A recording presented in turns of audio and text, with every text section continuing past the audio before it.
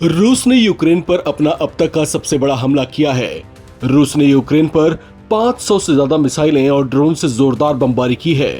रूस के इस हमले को मुंहतोड़ जवाब देने के लिए यूक्रेन ने भी अपनी पूरी क्षमता से जवाब दिया। इस संघर्ष में रूस को तब एक बड़ी सफलता मिली जब रूस ने यूक्रेन के अमेरिकी F-16 लड़ाकू जेट को मार गिराया। इसे रूस की एक बड़ी अचीवमेंट माना जा रहा है। F-16 अमेरिका का मल्टी रोल फाइटर जेट है जो उसने यूक्रेन को दिया था। इस युद्ध में F-16 फाइटर जेट का रूस के हाथों हिट किया जाना यूक्रेन के साथ साथ अमेरिका के लिए भी बड़ा झटका है। इस हमले में यूक्रेन के पायलट की भी मौत हो गई। बताया जा रहा है कि इस युद्ध में ये यूक्रेन का तीसरा जेट है जिसे रूस ने शूट डाउन किया है। मीडिया रिपोर्ट्स के मुताबिक यूक्रेनी पायलट ने रूसी जेट्स के साथ मुकाबले के दौरान अपने F-16 जेट को रिहायशी इलाके से दूर ले जाने की कोशिश की, लेकिन वो इजेक्ट करने में सफल नहीं हो सका। यूक्रेनी एयरफोर्स ने टेलीग्राम मैसेजिंग ऐप पर कहा है कि उनके पायलट ने अपने ऑन बोर्ड हथियारों का इस्तेमाल करते हुए 7 हवाई लक्ष्यों को मार गिराया। इसी दौरान एक टारगेट को गिराते हुए उनका विमान क्षतिग्रस्त हो गया और हादसे का शिकार हो गया। इन हमलों को लेकर यूक्रेन की ओर से जारी आधिकारिक बयान में बताया गया है कि रूस ने यूक्रेन पर 477 ड्रोन और 60 से ज्यादा मिसाइलें दागी, जिनमें से 249 ड्रोन मार गिराए जबकि 226 को इलेक्ट्रॉनिकली जाम कर दिया गया।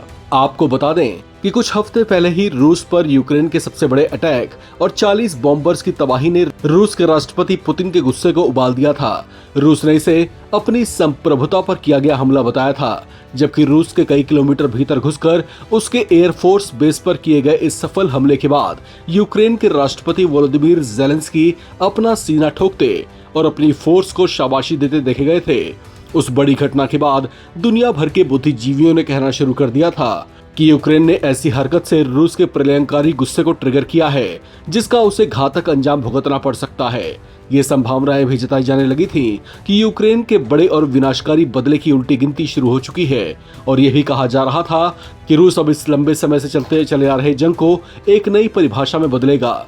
यूक्रेन की ओर से रूस के खिलाफ चलाए गए ऑपरेशन स्पाइडर के बाद सिर्फ यूक्रेन ही नहीं बल्कि पूरे यूरोप में इस बात की सुगबुगाहट बढ़ गई थी कि रूस के सब्र का पैमाना अब छलकने वाला है और वो कभी भी कयामत ढा सकता है।